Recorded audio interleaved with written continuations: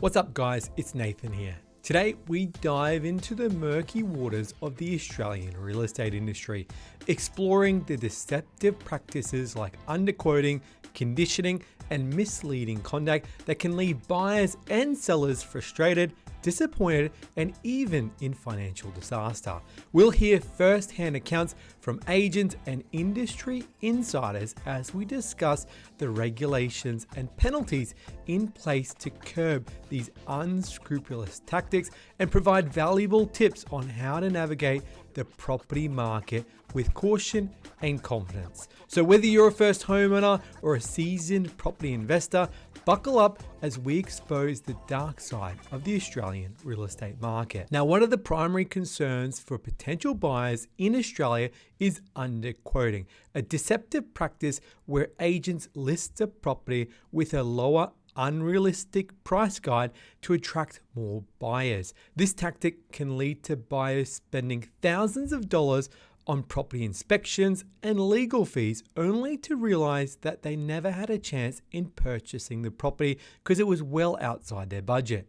Underquoting is an issue and it's widespread, particularly in eastern suburbs of Sydney. Mark Jones, a real estate agent in Sydney, has witnessed price guides being listed at 20 to 30% lower than the actual selling price. Occasionally, these price guides are even lower than the previous sale price of the property alone, which serves as a significant red flag. According to Jones, the industry is characterized by insincerity and dishonesty, with lies piled on top of lies. This practice has left many people hurt and it caused them to waste money unnecessarily on a property that was never going to be in their price bracket to begin with. Melbourne-based agent Zed Nashit also laments that the negative reputation of underquoters has given real estate agents in the profession. He cites instances where houses are marked at a significantly lower price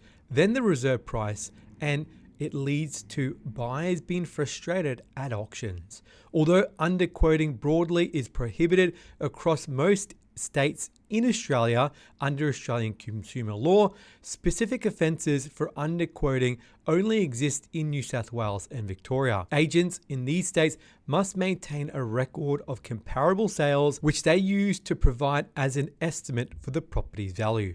However, Jones claims that some agents manipulate the system by creating misleading paperwork trails that deceive the regulators. He explains that the lack of standard property types allows agents to cherry-pick properties and manipulate the data to suit their narrative. In 2022, there are only 5 prosecutions against agents in New South Wales, with none related to underquoting. Tim McKibben, the CEO of the Real Estate Institute of New South Wales, believes that most agents are doing the right thing and that underquoting isn't a significant problem as the community perceives. And if you find value in this video, please consider hitting that subscribe button as it really helps out the channel, and a big thank you to all our subscribers for your support. It inspires us to create more content. We hope you enjoy. Another tactic used by some real estate agents in a competitive Australian property market is conditioning. As Adelaide real estate agent Stephen van der Broche explains, the primary goal for many agents is winning the listing rather than selling the property. Agents may be tempted to tell homeowners what they want to hear to secure the listing, which often involves giving a very unrealistic expectation of the property's potential sale price. Conditioning involves setting an inflated initial price to attract the seller, then slowly adjusting their expectations to match what the actual market value of the property is throughout the sale campaign.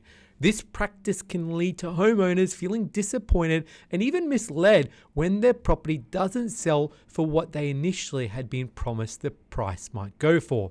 Van der Broche, who has nearly 40 years experience in the industry, has witnessed many instances where laws have been bent, breached, or even broken. He describes this approach as unscrupulous, as he says they're praising high without accountability and quoting low to make dough. He points out to the difficulty in regulating this practice as it's a nuance and not readily apparent. Even peak industry bodies acknowledge that conditioning does occur from time to time. Antonia Macarella, CEO at the Real Estate Institute of Queensland, states that a real estate professional should not inflate the price to secure a listing and then try and condition the vendor to accept a lower price. She also emphasizes that good real estate agents should be able to substantiate the amount they believe the property will achieve. As a buyer or seller, it's crucial to be aware of this practice of conditioning and to work with a trustworthy agent who can provide realistic and substantiated valuation of a property. Always ask for comparable sales data to make sure you do your research to avoid falling victim to this tactic. Another issue potential buyers and sellers should be aware of in the real estate industry is misleading conduct. Many buyers have reported instances where they were misled by agents, leading to confusion and frustration.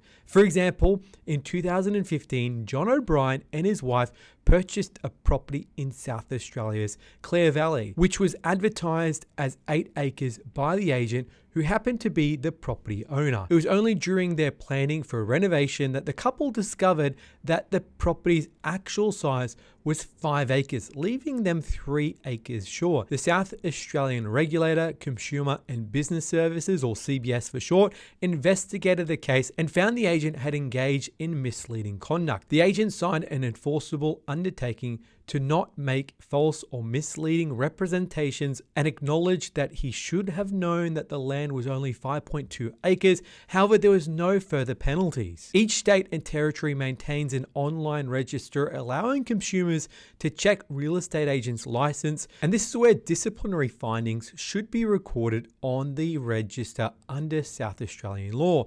In Mr. O'Brien's case, there was no reference to the undertaking on the agent's license or record, which he found disgraceful. A CBS spokesman stated that an enforceable undertaking was deemed the most appropriate action in this instance. In light of this information, it's crucial for buyers and sellers to exercise caution and conduct thorough research when engaging with a real estate agent. Always verify the accuracy of the information provided and consult with multiple sources if necessary to ensure you're making an informed decision in the property market. When it comes to regulating the real estate industry, each state and territory has its own regulator, law, and frameworks that they use. Although many real estate agents follow the rules and adhere to an ethical standard, there are those that find ways to explore loopholes in the legislation.